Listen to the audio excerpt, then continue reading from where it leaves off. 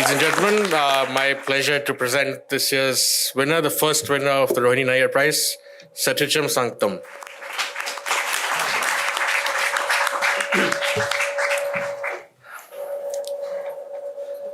Thank you, Tiraj. Thank you, Professor Tibak. The directors of Nayyar Foundation. Chief guest, Sir Suman Peri, Vice Chairman of Niti Aayog, distinguished juries and distinguished guests and ladies and gentlemen. Normally not used to speak in podium like this because I work with the farmers. Mostly we do with the action. We demonstrate this is tree, this is fruit tree. That's how I have been, so used to with the farmers for last 13 years. So if you ask me, what is the accomplishment? If you ask me to quantify, then I won't have any answer.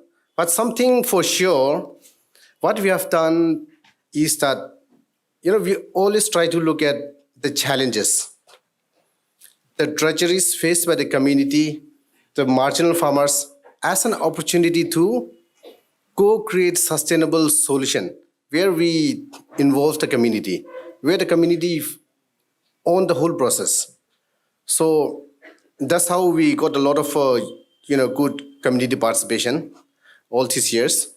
So I come from a community where our forefathers used to live in the mountain tops, on top of the hill. They embrace or consider someone as a hero when they bring home enemy head home. So they never thought of, it's not that too far. It's just recent. So they have never thought of any development beyond, the village. So it was difficult life. So now things a little, have changed. And then recently when we all realized, we started to go out, we started to see life differently, how the same type of farmers, how they are earning differently, the life has changed. So I decided to come back and work with farmers.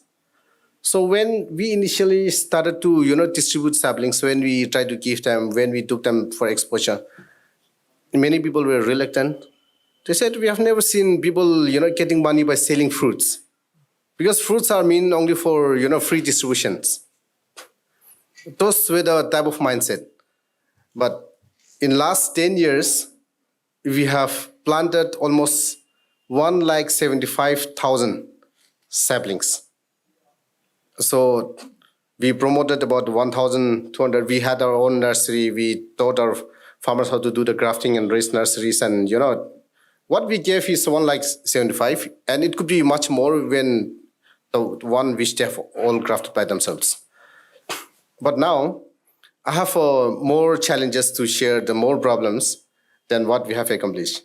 So all these fruits are not, the yield of these fruits are not as much as what we expected because we don't give sufficient manures and because we don't rear cows. We don't have cows, literally. So those are the challenge. So now we are trying to look at, help the farmers in value addition and marketing.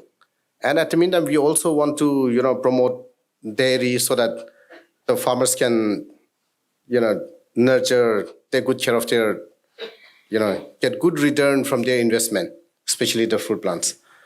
So that is one part of the story. And now, from the ancestor, head hunting to now present generation, if you look at average children, average boys of about 14 years will have their own muzzle-loading gun. So I'm sure you know muzzle-loading gun, which these are all made within the villages, by the villagers. So they killed everything that is moving. So some they kill to eat and some they kill just for fun. So in order to divert their focus from, rampant hunting and excessive destruction of biodiversity, we started to train the young boys and girls in, folk dance and folklores. So in the first 6 months, from April to September, we have trained 94 young boys and girls on skilling them to be a professional, folk dance and folklore experts. So here we want to expand. We want to train more people. So now they are happy. So now we also need the government support to get them out of their community, give them more exposure. If they can be invited to perform in different, cultural programs, different festivals across the country. And we have, as part of the transition, we have also created a Farmers Innovation Center. So this was done with the contribution from the local community and also from the crowdfunding. So it's an ideation launch where we bring together the farmers to share their innovative ideas.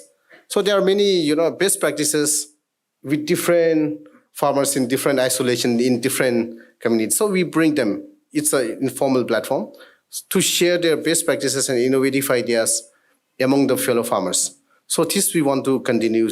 And we also want to document and archive professionally. So we want to, promote this one, not necessarily only in our own community, but in all the tribal communities where all the knowledge remains undocumented. So these are some of the things, the challenges we undergo, we face every day. So I feel so privileged to receive this award. I'm receiving on behalf of the community. I'm just a facilitator. So thank you so much.